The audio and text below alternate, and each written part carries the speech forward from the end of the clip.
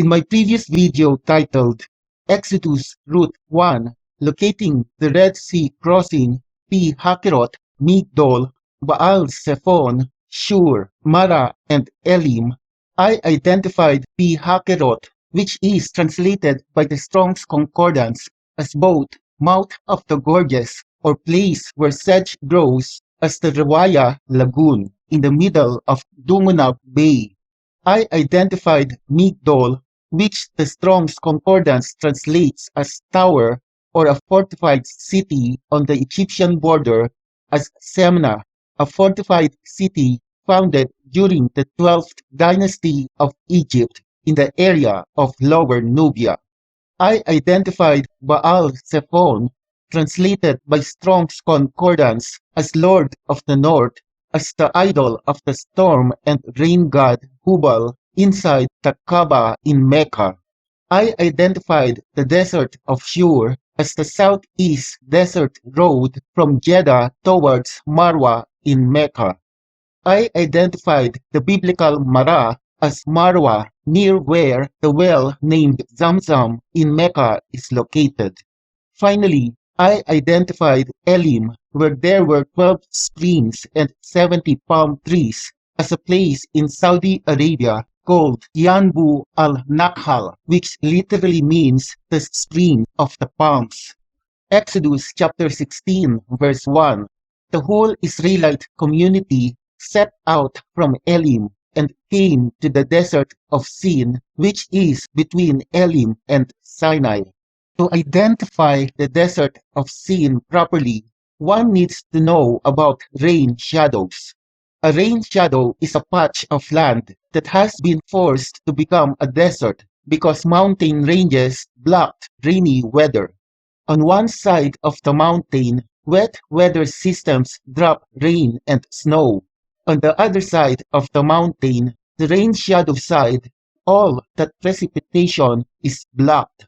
In the case of Yanbu, bordered in the west by the Red Sea and bordered in the east by a mountain range, this side is where wet weather systems drop rain, therefore forming an oasis.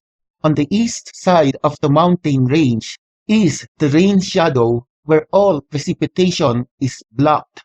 This eastern side is where the desert of Sin is located and where the God of Israel first rained down manna, the bread from heaven. See Exodus chapter 16.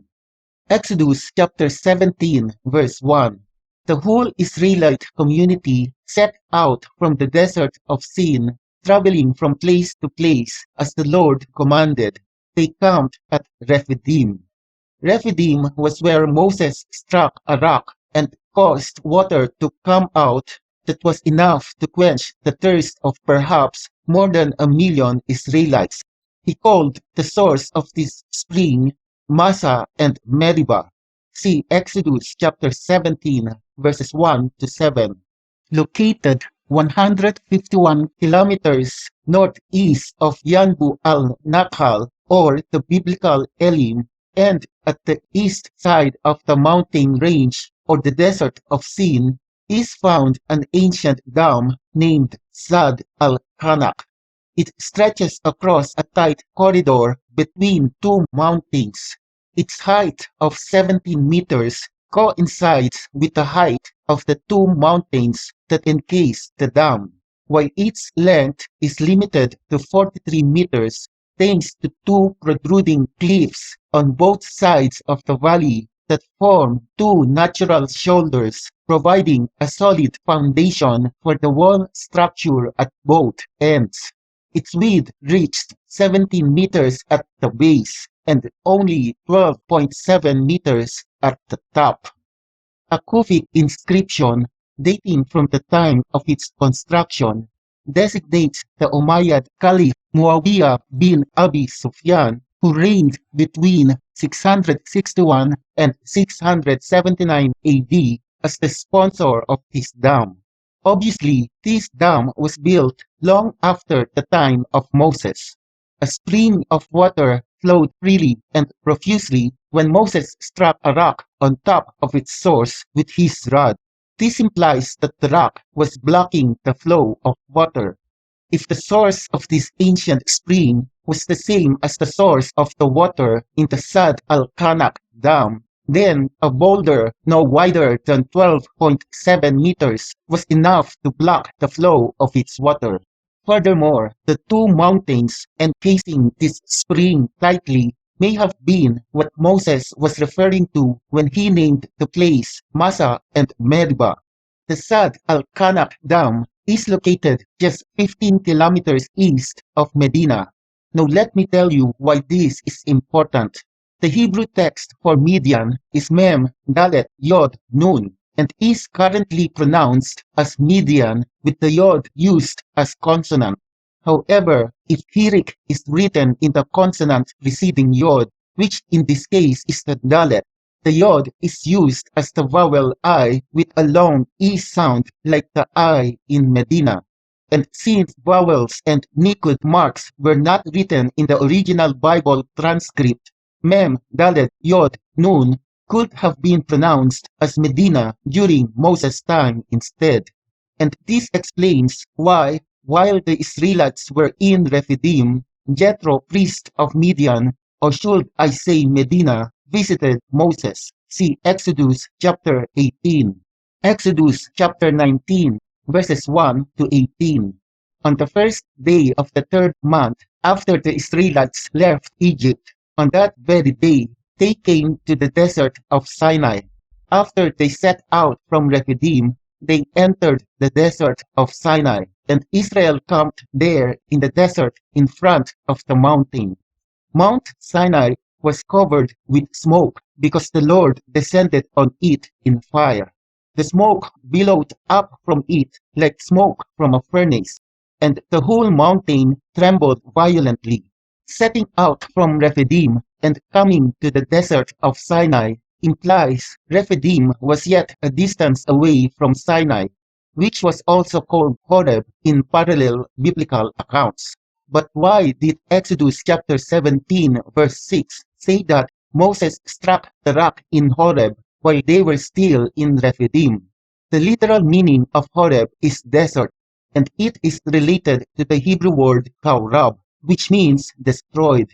Horeb is also thought to mean glowing heat, and this made me conclude that the rock in Horeb actually referred to a volcanic rock or boulder that was still glowing hot while on top of the source of a spring, preventing its flow. Most definitely, it doesn't mean that the rock in Horeb which Moses struck was in Mount Sinai. It only meant that one or both of the two mountains named Massa and Meribah and on opposite sides of the rock in Horeb in Rephidim were volcanoes. A suggested possible naturalistic explanation by many scholars about the biblical devouring fire seen in Sinai is that it could have been an erupting volcano, and I totally agree. Khyber is a volcanic field located north of Medina in the Hijaz, Saudi Arabia. It covers an area approximately 12,000 square kilometers. There were 603,550 men over 20 years old at the time of the Exodus. That probably would mean at least 500,000 family units, each including a wife and a couple of children, for a total of 2 million in the camp, and that is likely a conservative estimate. Each family seemingly had a small flock of sheep and other animals used to transport their stuff. Their camp may easily have occupied over 1,000 square miles or over 2,590 square kilometers. Clearly, the Khyber volcanic field is more than large enough to accommodate the camping Israelites and their flocks, unlike the Sinai Peninsula. There are three main volcanoes in this volcanic field.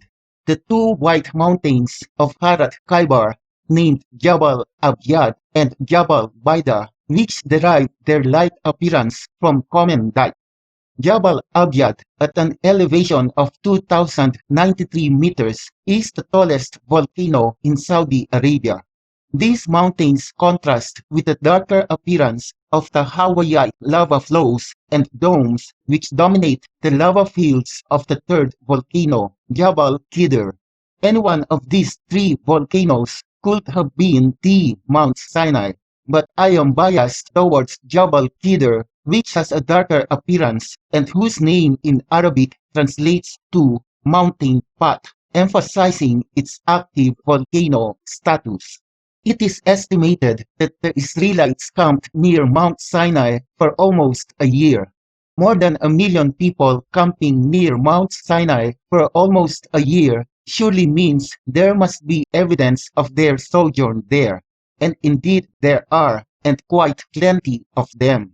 LiveScience.com 400 mysterious ancient stone structures discovered in Saudi Arabia by Owen Jarus, published October 17, 2017. Almost 400 mysterious stone structures dating back thousands of years have been discovered in Saudi Arabia. Many of the stone walls, which archaeologists call gates because they resemble field gates from above, were found in clusters in a region in west-central Saudi Arabia called Harat Khyber. The smallest of the gates extends about 13 meters, while the longest is 518 meters long, or longer than an NFL football field. Many have multiple stone walls that, in some instances, form a rectangular design. Some of the others, called I-type gates, have only one stone wall with heaps of stone at each end. According to those who discovered these structures, no obvious explanation of their purpose can be discerned. I beg to disagree. The rectangular gates are obviously animal pens which the millions of Israelites during the Exodus used to protect and control their livestock. The I-type gates were limits or barricades erected to prevent the Israelites from approaching the foot of Mount Sinai. Exodus chapter 19, verse 12. Put limits to the people around the mountain and tell them, be careful that you do not approach the mountain or touch the foot of it. Whoever touches the mountain is to be put to death. After Mount Sinai, the next station of the Exodus was the desert of Paran. Numbers chapter 10, verses 11 to 12. On the 20th day of the second month of the second year, the cloud lifted from above the tabernacle of the covenant law. Then the Israelites set out from the desert of Sinai and traveled from place to place until the cloud came to rest in the desert of Paran. The Nafud Desert is a desert in the northern part of the Arabian Peninsula, located northwest from Harat Khyber, which I identified as the desert of Mount Sinai, is the land of Canaan, or the Promised Land. And the vast Nafud Desert is what separates them by a distance of approximately 754 kilometers. Desert kites are dry stone wall structures found in Southwest Asia, Middle East, but also North Africa, Central Asia, and Arabia, which were first discovered from the air during the 1920s. There are over 6,000 known desert kites, with sizes ranging from less than 100 meters to several kilometers. Little is known about their ages, but a few dated examples appear to span the entire Holocene, which is the current geological epoch, which began approximately 11,700 years ago. Archaeological studies and ethnographic accounts indicate that desert kites in the Middle East and North Africa were used as traps for wild game. A minority viewpoint is that they were used for livestock management. I believe they may be stone walls erected to protect from wild animals of the Arabian Peninsula, small groups of Israeli families camping together during the Exodus.